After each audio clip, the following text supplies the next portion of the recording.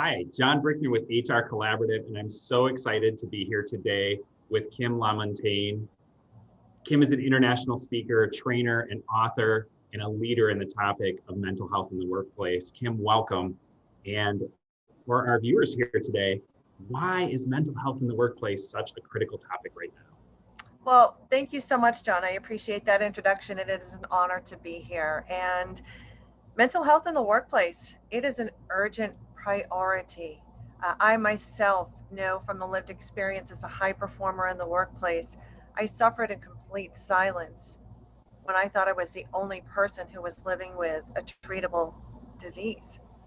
And it wasn't until I started speaking openly and sharing my story that more and more people started to come forward and admit that they too suffer or live with a mental illness. So why is it important? There's still so much stigma and shame and discrimination around mental illness or mental health and well-being that people are still afraid to speak about it. Yet more and more people are suffering. So I've made it my commitment, it's my passion to help leaders normalize a conversation about mental health and create a place in their organizations where employees feel safe speaking openly about mental health and there's no fear of judgment, retribution, or job loss. When it comes to mental health in the workplace, what are leaders not thinking about right now? What are they missing?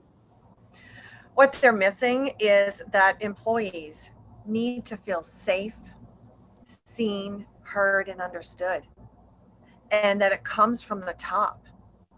And leaders are committing to changing that conversation about mental health and well-being in the workplace.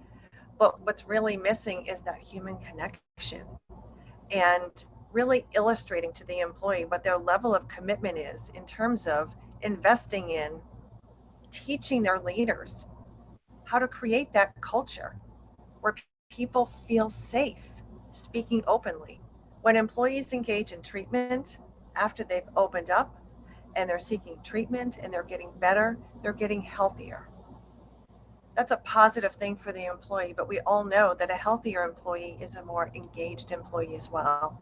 And when employees feel safe enough to speak their truth and say, I'm not okay and I need your help, really shifts the culture within an organization and can help with an increased employee performance, engagement, and that healthier employee could really turn into a bigger asset within your organization. And Kim, what are a few simple ways that leaders can start taking action now?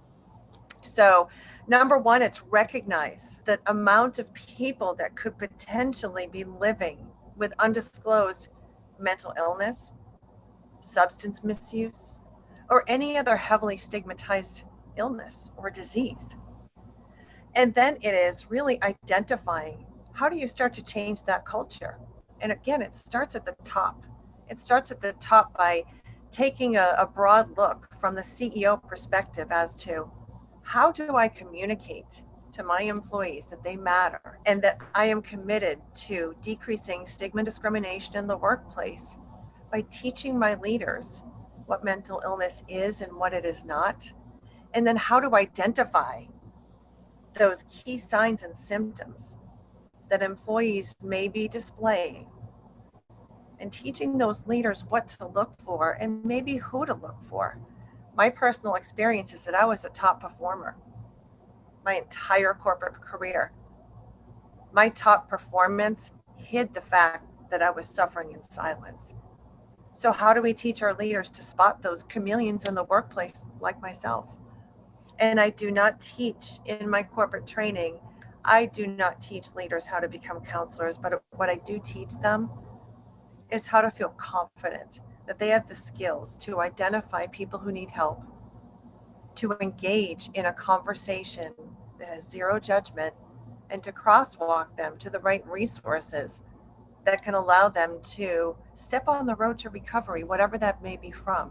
It's critical that we teach our leaders how to do that. Kim, thank you so much. You're such an inspiration and you're helping us all elevate HR. To hear more from Kim, click on her link to her website. You can also visit us for our Collaborative Cafe in October, where you'll hear more of Kim's story and her 4 pillars. Kim, thank you so much. Thank you so much for having me. I appreciate it.